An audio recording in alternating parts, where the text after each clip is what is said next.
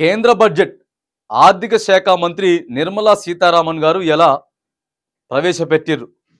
ఆశాజనకంగా లేదు. పెట్రోల్ డీజిల్కి సంబంధించినటువంటి అంశం లేదు.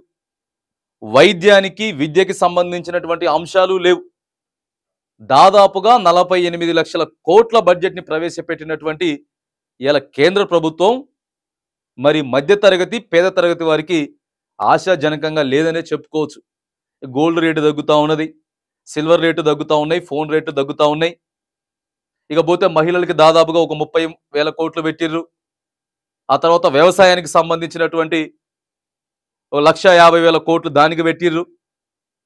ఇక ఇవన్నీ ఉన్నాయి. కానీ మరి ప్రధానంగా మన తెలంగాణ రాష్ట్రానికి వచ్చేసరికి అయితే చాలా డిమాండ్లు మనం చేస్తూ ఉన్నాం. తెలంగాణకు వచ్చేసరికి ఎప్పటి నుంచో అడుగుతా ఉన్నాం. ఇప్పుడు ఈ దాదాపుగా ఇది ఎన్నిసార్లు పెట్టిండు? 9 సార్లు పెట్టిర్రు. ఇదే ఆర్థిక మంత్రి గారు 9 సార్లు బడ్జెట్ ప్రవేశపెడితే అదొక ఇక చరిత్ర. అంతకంటే ఎక్కువ ఎవరు పెట్టలేదు. కానీ మరి తెలంగాణకి ప్రధానంగా కాజీపేట రైల్వే కోచ్ అడిగినాం. రైల్వే కోచ్ ఎప్పటి నుంచో ఇవ్వాలని అడిగితే కనీసం దాని మీద ఊసు లేదు. ఇకపోతే పసుపు బోర్డు కావాలని చెప్పేసి నిజామాబాద్లో పసుపు బోర్డు గురించి ఎప్పటి నుంచో అడుగుతా ఉన్నాం. పసుపు బోర్డు గురించి ఊసు లేదు. ఇకపోతే మనం ఇంకేం అడిగినాం? ప్రధానంగా బయ్యారం ఉక్కు కర్మాగారం కావాలని చెప్పేసి అది అడిగితే ఉక్కు కర్మాగారం బయ్యారంకి సంబంధించింది అది లేదు. కానీ ఇక ప్రధానంగా తెలంగాణ గురించి ఊసే లేదు. కానీ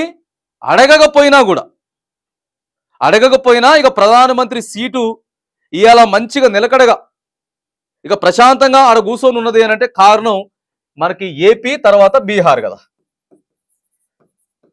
ఈ ఇద్దరు రాష్ట్రాలు కూడా సపోర్ట్ ఇవ్వడం వల్ల ఇక ఈ రెండింటికి మాత్రానికి వరాల జల్లు కురిపించేసారు.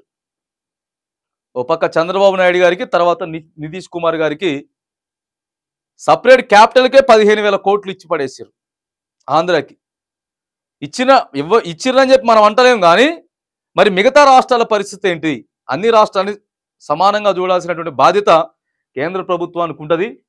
ఆశాజనకంగా లేదు.